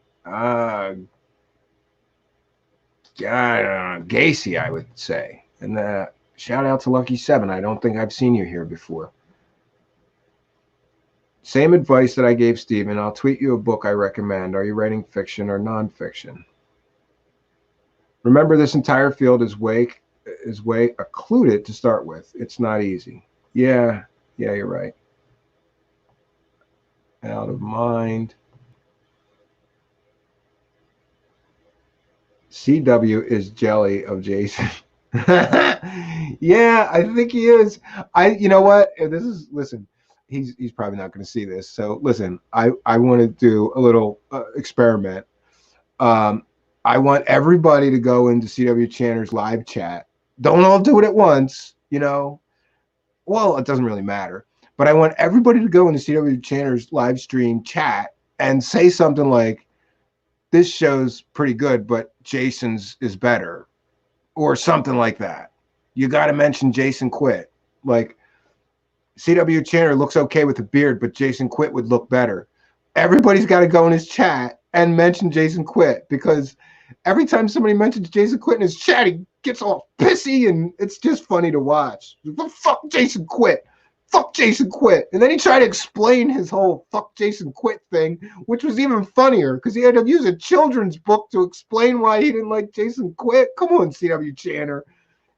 This is crazy. But yeah, I think I might even make some fake accounts just so I could go into his show and go like, "Fuck you, CW Channer. I'm a Jason Quit fan." So jelly. Yeah, and I even mentioned that to Jason Quit. He's like, "Somebody should send me the timestamps." Jason Quit wants the timestamps of when he gets jelly. Maybe we could edit them all together. I have a short story on the side that's fiction. So I think it's a much better project. I think I'm better at fiction. Not sure it would be back burner on the non. I dare you. Guys, I'm going to have to retitle this show Ask Me Anything and a Box of Dildos. I'm doing it. We're going to do that. We're going to change the title of the show because I don't know about you, but if I like saw a box of dildos in a title, I think I might click on it just to see what the hell this is about. Dark journalist is the Uber tool. Actually, picks I kind of like. I kind of like dark journalists. It's like a guilty pleasure sometimes watching him. Do I agree with all the stuff that he does? Fuck no. There's some shit that he does and shows that I go, come on, this is some grade A bullshit, dark journalist. But by and large, I like him as a presenter. I like some of the stories, and yeah, I kind of a fan. I'm dying, Jeanette. Out of mind, as far as Sarah Adam goes, I hope that some of the info that members of our group have made available will be included in your interview. Yes, out of mind. And in fact, but here's the thing, and I want to say this. I forgot all about this. I should have said this in the beginning. Geoff, Jeff, like sent me nasty messages, and he was like threatening me or something. Like, I don't know. He was very pissed at me that I didn't share the information that he sent me on the show last night. He was pissed, and like ridiculously pissed about the fact that I didn't put up enough of his comments from the live chat. First of all, there's a reason I'm wearing glasses. I'm half blind, Geoff. I can't see. I can't see. Listen, I can barely see the comments, like whose name it is, until I put it up on the screen. So I was not intentionally excluding anyone. It's just, I go through like I missed this person, or did I not miss this person, and I'm putting them up. I think I gave everybody put their comments up. He got some idea that now I'm on the woo side, and I'm giving her a pass because I like her. Or so. It's just ridiculous. Yes, I'm gonna include any research that people are sharing with me, especially if it discredits her. In fact, shout out to Solar Marshall. He sent me something today. It doesn't look good, folks. It looks like something that could really affect her credibility terribly. And I'm going to show it to her, and I'm going to ask her about it. I think you were wrong on Dolan. Pix will agree to disagree. Maybe you'll agree with me after the show. You and Chanter should do a Dolan show. Yeah, I'd be down for that. He does a great impression. I can't do it. He does a good impression. I'm Richard Dolan. Have you seen Mrs. Dolan on TEDx? No, Carol Utley, but thank you, because I'm going to clip. Oh, I'm going to watch that right after the stream. She's on TEDx? What is she talking about on TEDx? Remote viewing? Dirt on Dolan. You are definitely on a roll. Ew, at used dildos. Yeah. All right, listen. This is what I'll say. I don't like Super V Fun Cat had a great suggestion that people could donate dildos to me for the Tracy Dolan Dildo Challenge. Oh my God, we have the title for it. It's going to be called the Tracy Dolan Dildo Challenge. Tracy Dolan, I'm going to challenge you to find boxes full of dildos buried somewhere in America. We're going to call it the Tracy Dolan Dildo Challenge. But Super V Fun Cat suggested that people donate the dildos so I don't have to buy them. I'm scared that somebody's going to send me some gross used dildo, so no thanks on the donations. We'll find some inexpensive dildos on Amazon and fill boxes. It could be small boxes, like a shoebox size. Does anybody know how many dildos you could fit in a shoebox? Because I have no idea. Dolan, Pope, Cameron, and Linda Moulton Howe are in their own group. Yeah, it's a big club, folks. They're all buddies. They all work together at those conferences. And Super V Fun Cat and Linda Moulton Howe got the intel from a guy writing her a letter. Yeah, I have no respect for Linda Moulton Howe. None. Absolutely none. I lost respect for Cabell after the Lazar movie premiere. It was proven they knew the FBI raid had zero to do with Area 51 or Element 115. It was for him selling to meth labs, per the FBI. Super V Fun Cat, I did a deep dive on this. I talked to the local police chief in that town. The FBI raid on Bob Lazar's business had nothing to do with Element 115. Nobody was surveilling them. Nobody knew anything about Element 115. The police chief was in all the briefings. He didn't hear any FBI person mention anything about alien flying saucer stuff. Had nothing to do with it. It was a plot device. It was a plot device used to end the movie. They didn't have an ending. They needed an ending. Suddenly an FBI raid happened. Great, we'll use that. We'll just bullshit and say it was about the Element 115. And actually, it wasn't, I don't believe that was about him selling to meth labs. But people need to know this. Bob Lazar's business is the largest supplier of glassware to meth labs in the country. Every meth lab has to buy these big glass beakers somewhere. I have a source who told me that most of Bob Lazar's business is selling glassware. Guess who he's selling it to? Oh, so let me finish that point. Super V Funcat, the raid on Bob Lazar's business had to do with someone ordering. I always mess up the name of the element. Somebody ordered this rare element, thallium. I believe it's thallium from Bob Lazar's business, and then killed their wife with it. So the FBI raid was to get the records of the sale of this thallium to this individual who ordered it from Bob Lazar, and allegedly, I don't know that the guy's been convicted yet, a guy allegedly ordered thallium from Bob Lazar's business and poisoned his wife with it, allegedly. So that's what the raid was about. Had nothing to do with Bob Lazar and his bullshit flying saucer stories. Dan, still laughing. The new Dahmer film on HS was very good. History show? Is that what you're saying? Super V, who's definitely going to see this? I must have missed who's going to see this.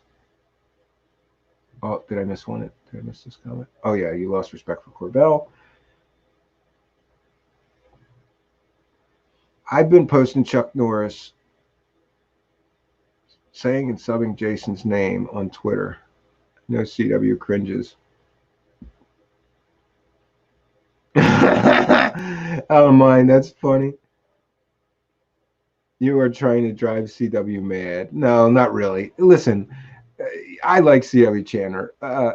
And when I like somebody, I bust their balls. And so really, if I bust your balls, it means I really like you. Like if I bust your balls, it's because I really like you, and it's fun to bust your balls. And it's fun to bust CW Channer's balls. Every chance I get, I'm going to bust his balls a little bit.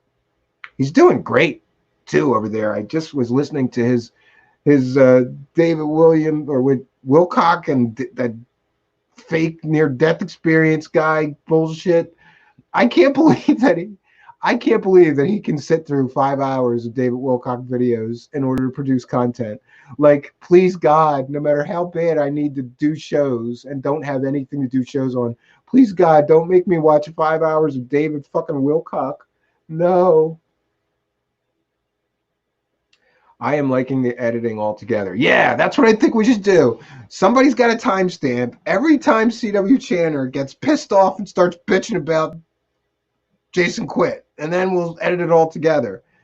And we'll call it the Jason Quit Fan Club. The CW Channer Jason Quit Fan Club.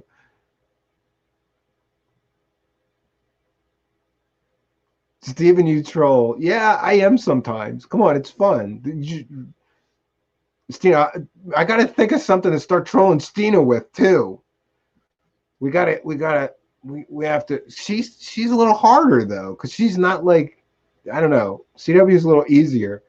Either that or we see. I also thought of something for CW Channer is that everybody should send him that beard grease, that beard oil, because his beard is always all like crazy, man. Like get some of that nice oil, CW Channer. Shape that shit up.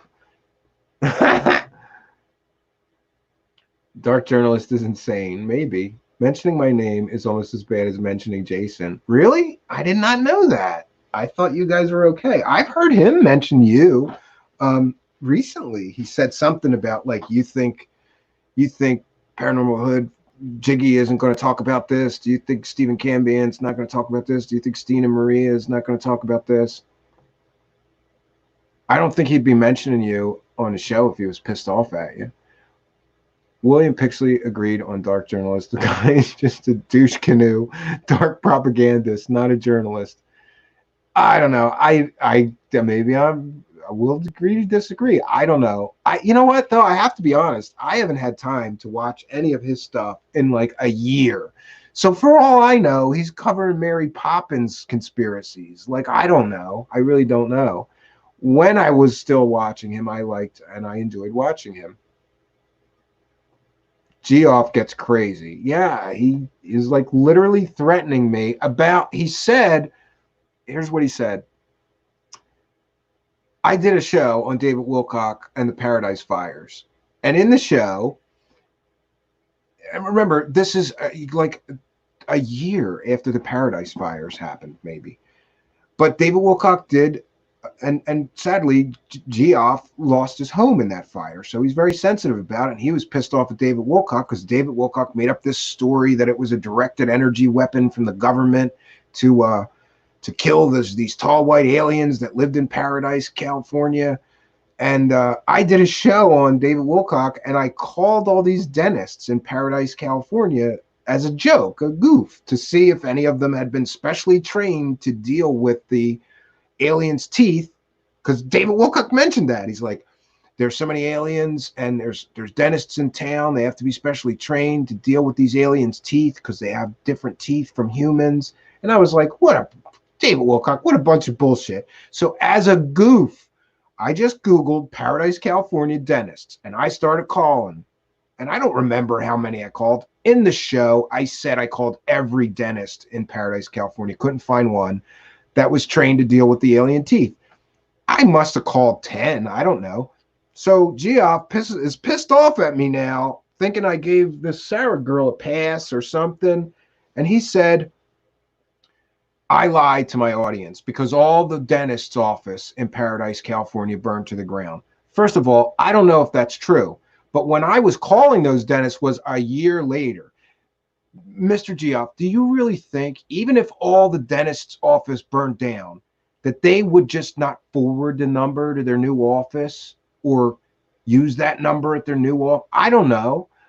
Go Google, Geoff, go Google Paradise, California dentist yourself. Start calling the numbers. You're going to tell me you don't get people on the phone? Of course you do. So he's threatening to tell all my listeners that I lie to everybody if I think it'll be a good story. No, bullshit, Geoff. Prove it. Prove it. You can't. And he's got some kind of vendetta against this girl.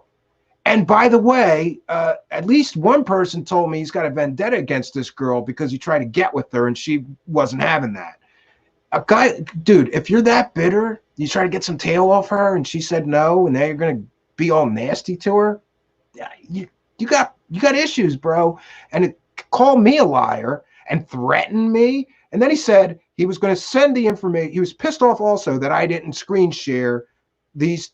He sent me like 2 things. And one of them was her advertising a homeopathic remedy for coronavirus. And he said, that's a criminal act. You got to call her. I'm going to ask her about it. But homeopathic remedies are legal for sale in some countries. And guess where her business is registered? In a country where it's legal to sell homeopathic remedies. Is it legal to sell homeopathic remedies for coronavirus? I don't know. I'm going to find out. But here's the deal, Geoff, Jeff, whatever. I didn't share your information because she was not here to ask. And I wasn't just going to throw out information that makes her look bad. Why would I do that?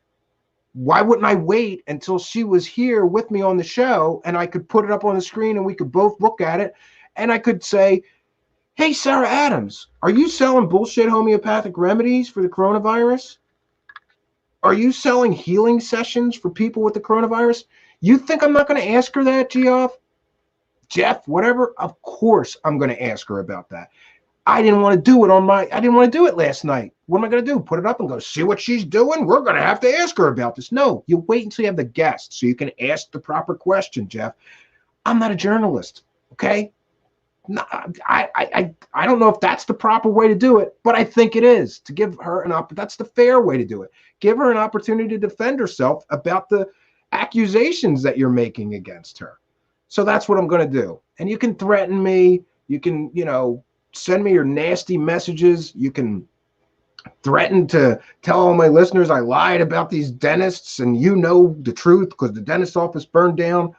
Prove it. Prove it. I called some numbers. And by the way, I called all those dentist numbers as a goof. It's a goof. It's ridiculous that I would have to call a dentist and say, excuse me, David Wilcox said that you may have been specially trained to work on aliens' teeth. Is that true? But I did that because it's funny. It's funny to do that, to fact check David Wilcox. So go ahead, Jeff. Threaten me. Threaten to email all my listeners. Okay, good luck, man. Email all my viewers. I got to stop doing that. Folks, old radio habits die hard. I've been saying listeners for years. I'm going to try to say viewers. Jeff has a lot of passion. True. G off gets cray, Super V Fun Cat said. Yeah, I've heard from multiple people that he gets a little, really gets very aggressive and nasty. G off has gone off on everyone. Oh, and I also need to mention that I did talk to this Sarah Adams yesterday after the show, and I mentioned those things to her. That's how I know that we just briefly talked about it. She's got a business in England, and that's where in England it's legal to sell homeopathic remedies. So guess she's not doing anything wrong. I don't know. We're going to go more deeply into it when she's on camera on the show, on the interview. But I mentioned this guy to her, and she went, oh God, not that guy. And I'm like, yeah. And she said he has a vendetta against her.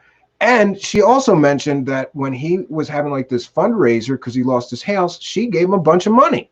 So for him to want me to be real nasty to some girl that gave him a bunch of money, and she didn't know him, she didn't need to do that. I don't know how much money she gave him. I don't think I should even ask her how much, but she said, I gave him a bunch of money when he had his house fire.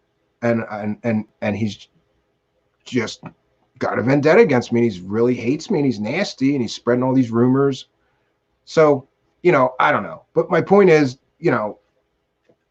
yes, I'm going to share everything that people are contributing. This has been fun tonight, guys. Got to be up at 5:30. Yeah, Dan Hogan out. We're Jeff needs to calm the fuck down. Yeah, he does.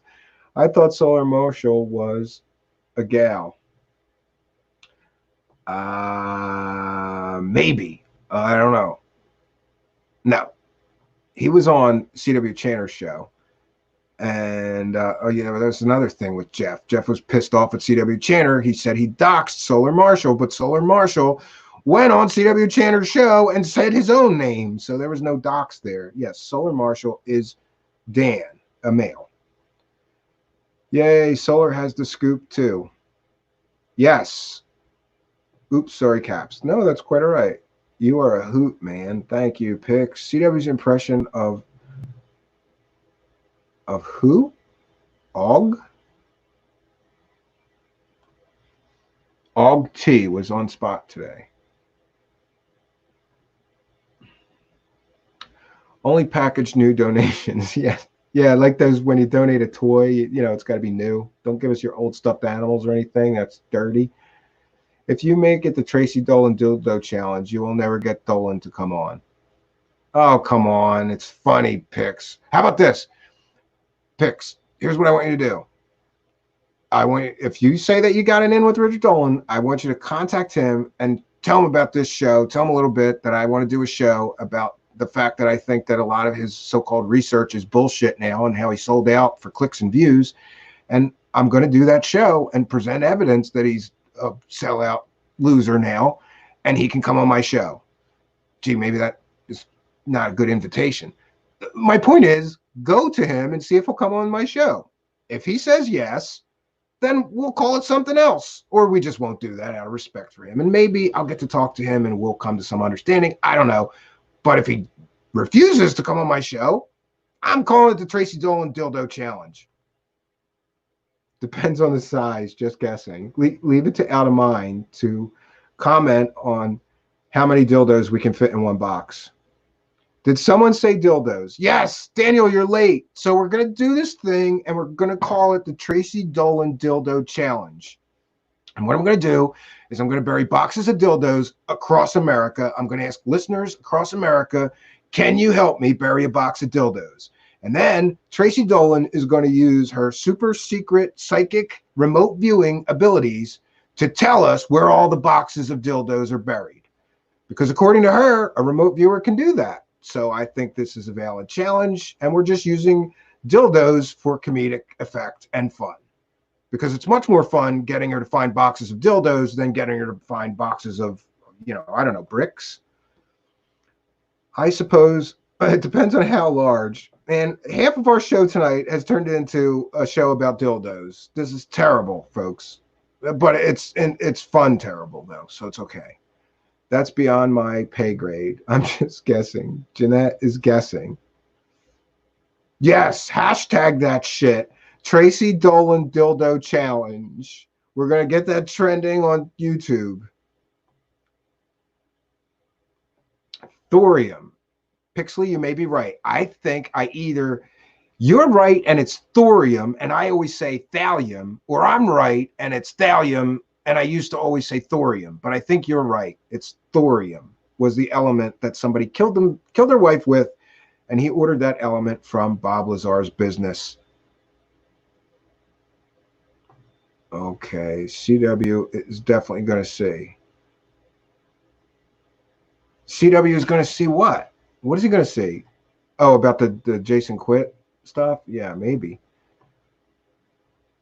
But I haven't listened to it yet myself. I got 10 minutes in. I did a video on the shortest show, which was still 2 hours and 45 minutes. It was torture. Yeah, why does he go so long? Geez, actually, folks, we're almost at 2 hours, so I'm going to definitely be wrapping things up. Yes, Super V. I've only heard him say positive things, Stina. Yes, read Dark Journalist.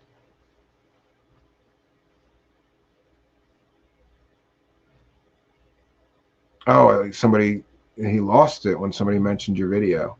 I think I was watching one, though, where I think somebody came into live chat, and I don't know if it was you, maybe it was somebody else, but somebody was like promoting their stream in his stream, and he got pissed, or like promoting something else going on YouTube. Make sure you go after CW show, make sure that you go and watch so-and-so, and he got pissed. And he said that's rude and like you shouldn't do that. I don't care. I mean, everybody has different levels of sensitivity. If anybody wants to say, hey, come to my stream after Steve's or whatever, I'm fine with that. But yeah, I think he got pissed at that. Jeff has lost everything. He has 2 kids, single father. Yeah, I feel bad for him. So, I think maybe he's under a lot of stress, and that's why he freaked out on me. And he doesn't understand that I did parts of the strange case of Sarah Adams. I'm doing it in parts for a reason. I can't dump everything in one show, and it also wouldn't be a 5-hour stream with all the information that I have and all the videos of her that I could analyze. And like, there's just too much to unpack in one show. So he got impatient and thought I should just dump all this dirt on her on the first show. Like he is under a lot of stress. So Jeff, if you're watching, I forgive you for being upset, but bro, don't threaten me and tell me that I'm a liar when that was unfair too. So we can agree to disagree. And I forgive him. Wilcock, Deborah, Tavares, and Cassidy all used the fires to profit with sick false conspiracies. It started with the nuns in Sonoma County fires in 2016. Yeah, it's terrible that people would profit from that. Said the same thing about the tier lady.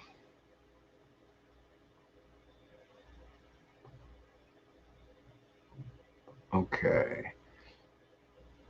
Yeah, Jasmine Emmerich says, I may want to reframe my invitation for Richard Dolan to join me on my show. Yeah, how do you do that nicely, Jasmine Emmerich? Like, listen, I'm going to do a whole show proving that for at least the last few years now, you're not a serious researcher, you're full of shit.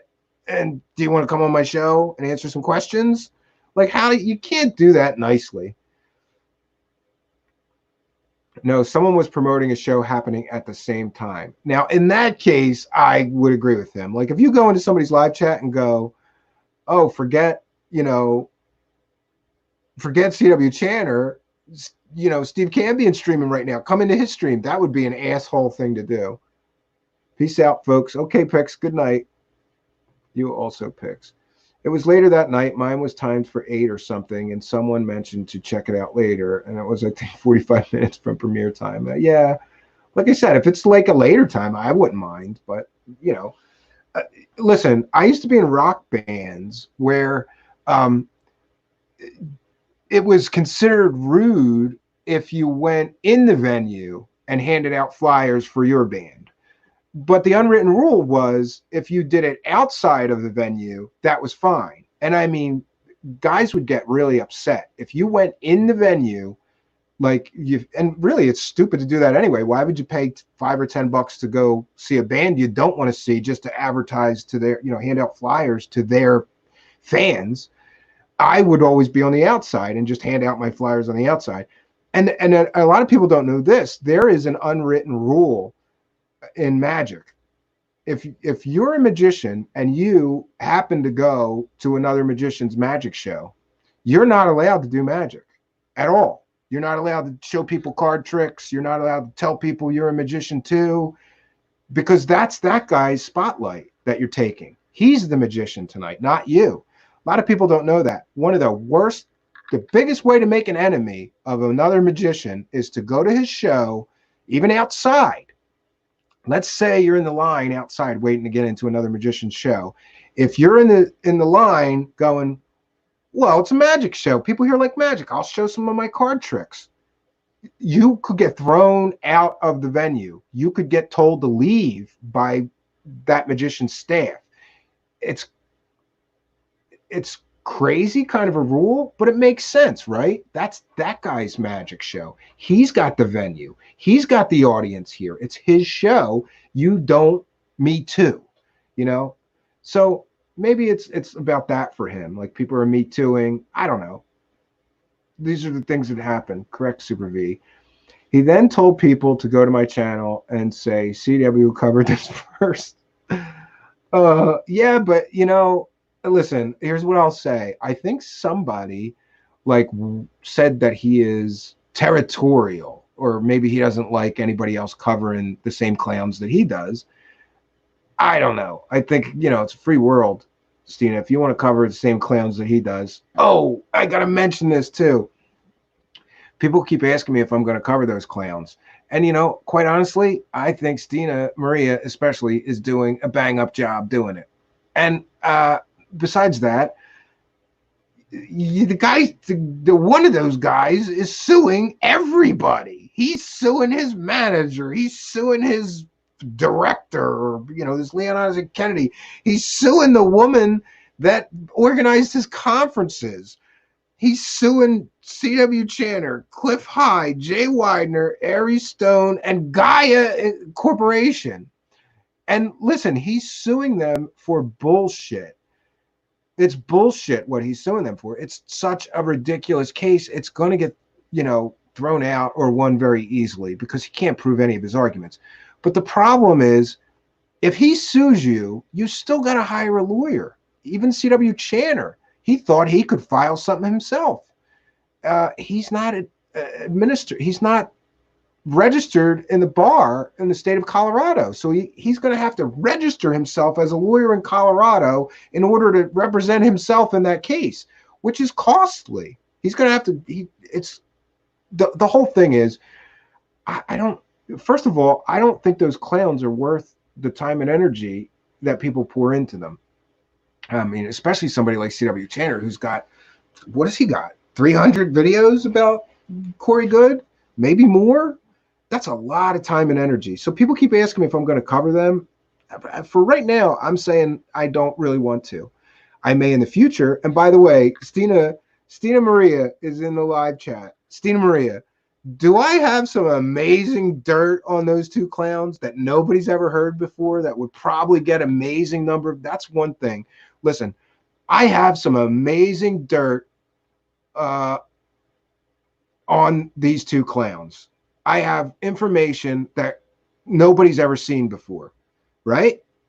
It would be a big scoop if I let this information out. I'd get tons of views. Maybe I'd supercharge this channel, which is slowly growing. Uh, but I don't want to do it. And it's not even the legal reason, Stina. It's just that, like, who cares, right? The people that are stupid enough to give David Wilcock or Corey Good money are going to keep giving him money no matter what I do, because they're lost. They're like lost sheep. They're stupid. They can't be helped. You know, I did what I can do, try to show people, look, these clowns are so fake. Why are you giving them money? And I just think it's like a dead horse, you know? And oh, but I reserve the right. I may go back and cover them if I feel like it. It just, for right now, I wanted to do other subjects. Stina Maria confirming, yes, I do have some amazing dirt on these two clowns. And by the way, Stina, I can send you what I have, or maybe I already did. I don't remember. I can send you what I have. If you want to use it, run with it. It's a big scoop, especially the one thing, and you know what that is. Yeah. So, folks, it's getting really late here. We've been at it for 2 hours and 5 minutes. I want to thank each and every one of you for joining us tonight, especially you, Stina. I haven't seen you in a while. Sometime we have to talk and catch up. Or maybe I'll have you on my show, because I'm getting really selfish. Like, in order to catch up with some of my friends, I'm going to make them be a guest on my show so that we can catch up and talk and, do that kind of stuff. So until next time, friends, my name is Stephen Cambion, reminding you that the truth can be hard to find, but it's always worth looking for. Good night, folks.